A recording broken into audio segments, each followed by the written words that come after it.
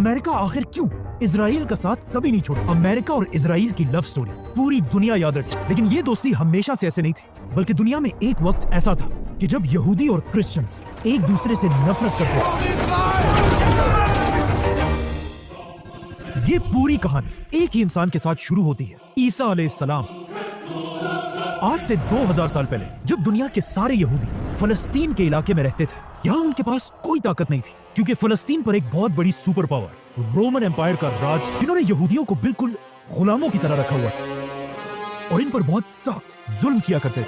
ईसा का खून हम रोमन्स पर नहीं, तुम यहूदियों पर होगा। ये सुनकर यहूदियों ने उन्हें कहा कि आप टेंशन ना लें, ईसा का खून हम पर और हमारी नस्लों पर होगा। अब ईसा अलैहिस्सलाम तो यहूदियों की साजिश से बच गए, लेकिन ईसा अलैहिस्सलाम के जाने के बाद यहूदी कभी भी फलस्तीन में चैन से नहीं रह सके, क्योंकि ईसा अलैहिस्सलाम के जाने के कुछ ही अरसे बाद रोमन एम्पायर और यहूदियों के दरमियान एक बहुत बड़ी जंग हुई,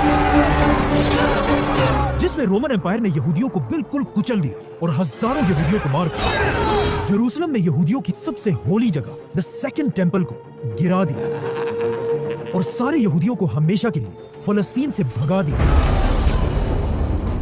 जिसके बाद मजबूरन यहूदी फलस्तीन को छोड़कर पूरी दुनिया में फैल गए और अगले 500 साल तक दुनिया के हर यहूदी की यह ख्वाहिश थी कि किसी तरह दुनिया में कोई मिरेकल हो और यहूदी वापस फलस्तीन की तरफ जा सके। और एग्जैक्टली ऐसा ही हुआ। यहूदियों के फलस्तीन से निकलने के 500 साल बाद दुनिया में एक नई रियासत बनी, मदीना की रियासत।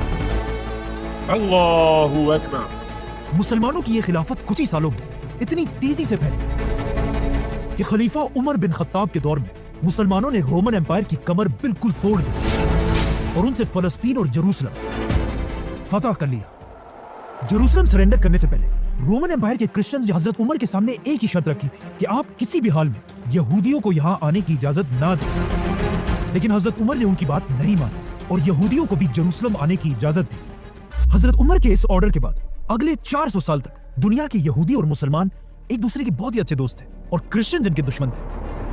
लेकिन 400 साल तक फलस्तीन पर हुकूमत करने के बाद फलस्तीन को मुसलमानों के हाथों से छीन लिया गया।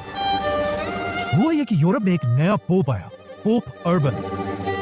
ये एक बहुत ही खतरनाक पोप था, जिसने आते ही यूरोप की अवाम और बादशाहों को मुसलमानों के खिलाफ जंग लड़ने का हुक्म दिया ताकि क्रिश्चियंस मुसलमानों से अपनी होली सिटी जेरूसलम दोबारा छीन सके। जिसके बाद यूरोप के क्रिश्चियंस ने मिलकर मुसलमानों पर हमला कर दिया। लेकिन यहां मसला यह था, उस वक्त के मुसलमान बादशाह अपनी अयाशियों में और आपस की जंगों में इतना मसरूफ थे कि वो क्रिश्चियंस की इस फौज से नहीं लड़ सके। इसीलिए क्रिश्चियंस ने बहुत ही आसानी से पूरे फलस्तीन पर कब्जा कर लिया और बहुत ही बेदर्दी से मुसलमानों